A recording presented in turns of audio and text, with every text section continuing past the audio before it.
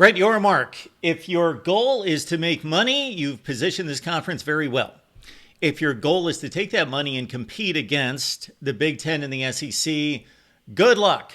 You have a mountain to climb and an unbelievable challenge that you were not prepared to fight. Welcome to the Voice of College Football. Appreciate you stopping by for the best in discussion, debate, and analysis. Brett Yormark, as reported by ESPN on Friday, with some comments concerning Big 12 revenue as reported for 2023 and 24. We will compare against the other four major conferences. We include the Pac-12. Of course, they were in business this past calendar year and actually made a lot more money than the Big 12. Let's dive into it and give you our take on Yormark's comments, which are typically confident and optimistic. I admire that.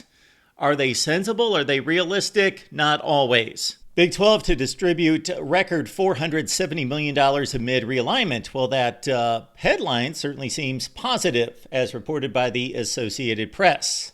Big 12 schools will share in a record of revenue distribution. The conference announced Friday while wrapping up its first spring meetings as a 14-team league before growing by two more universities. While the 10 full share members will get smaller amounts than they got last year because of the addition of the four schools that joined the league for the 23-24 academic year, Commissioner Brett Yormark said the conference is more relevant than it's ever been.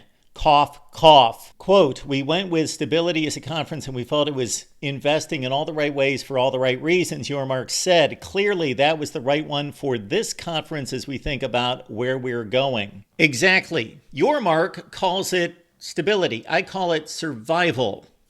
Pick your term. Basically, Yormark did what needed to be done.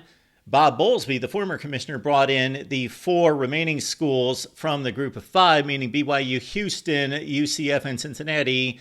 And I posted a video before that move was made to say, hey, you just lost Oklahoma, Texas. These are the four schools on the board that make the most sense in regards to football power and popularity. Go get those four schools. So I applaud that move by Bowlesby that was followed through by Yormark in onboarding those four schools and those four football programs.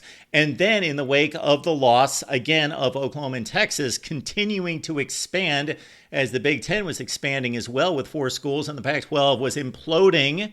And so the four schools, the four corner schools from the Pac-12, another good move by Yormark. But that doesn't mean that the conference is winning. The conference is surviving. The conference will play big-time sports and will make money. First-year members BYU, Cincinnati, Houston, and UCF each will get partial shares of about $18 million each. That leaves about $398 million to be split among the league's 10 other schools, including Oklahoma and Texas, of course, because they were still part of the Big 12 before going to the SEC this summer. So that leaves, do the math, it's pretty easy, just a shade under $40 million per. The Big 12 will grow to 16 teams, as we just mentioned. That's on August 1st. The four incoming schools took part in the week's meetings, while Oklahoma and Texas did not. The increases came as a result of bigger college football playoff and bowl revenues, growth in ticket revenue across all of the conference championships, and sponsorship after streamlining that to be handled directly by the conference instead of using outside parties. That sounds good, but revenue generally does increase because of inflation, and we've seen bigger inflation in the last few years than we've seen in a long, long time. So, of course, revenues are increasing, but are they increasing compared to competition? So that all sounds good. Revenues are increasing, but down through the history of this age of entertainment and sports, revenues always increase, and if they're not, your entity is capsizing. So it always increases because inflation is a real thing, and especially the inflation we've seen in the last few years, that is the greatest that we've seen in quite some time. So of course, revenue's increasing, and the college football playoff is expanding to give more money to the Big 12. But what about that revenue increase compared to the competition? That's the real question. According to tax filings released last week, the five power conferences generated $3.55 billion, with the Big Ten reporting revenue of, let's say, $880 million, SEC $853, the ACC $707, up from $617 in 21-22. The Pac-12 which will see 10 of its 12 members dispersed to other conferences. And of course, just have the two other teams that are basically playing independent football, Washington State and Oregon State. The Pac-12 generated almost $100 million more than the Big 12. Fifth at $510.7 million, which was before distributions when it was only a 10-member league. The Big 12 is preparing for big changes after news of a landmark $2.8 billion settlement that will transform how athletes are compensated. The Power Conferences last week agreed to settle a host of antitrust claims that could start steering millions of dollars. We're looking at about $20 million per school directly to athletes as soon as the 25 fall semester starts. I think we ended up in a fair and reasonable place, Your Mark said. Obviously, it's going to be a changing landscape, but I also do see opportunities in that changing landscape, and the work really starts now. A lot of work to be done.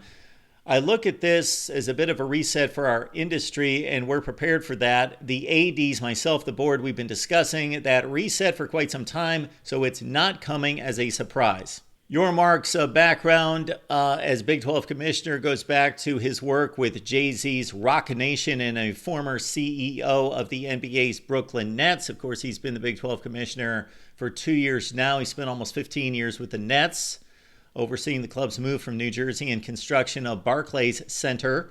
Previously was with NASCAR. He oversaw a $750 million agreement with Nextel Communications for naming rights to the circuit's top racing series.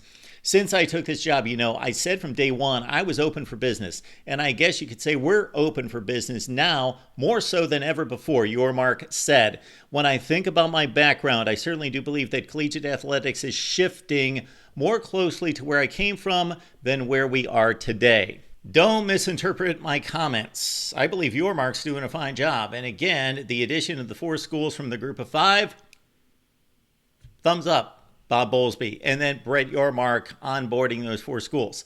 And the 4 from the Pac-12, another thumbs up. They probably got what is the best football playing school outside of possibly Oregon right now in the Pac-12 in Utah. So the moves are the moves that had to be made and were the best moves to be made from a football standpoint and therefore a money-making standpoint. Your Mark has an excellent basketball conference, and there has been talk, of course, of adding the basketball editions of Gonzaga and others, even if it weighs it down from a football standpoint, if those schools, UConn possibly, have football products, or if they don't, like the Zags, and he would have to deal with that. But to become the best basketball conference in America and to make moves to solidify that position, I am all for. I believe that that would be the way to go, because I don't think you water down the football product that much. You already have the likes of Iowa State, Texas Tech, and some other middling programs that have done little throughout their history on a national scale. So you might as well beef up the basketball, stabilize the football, and that's what they've done.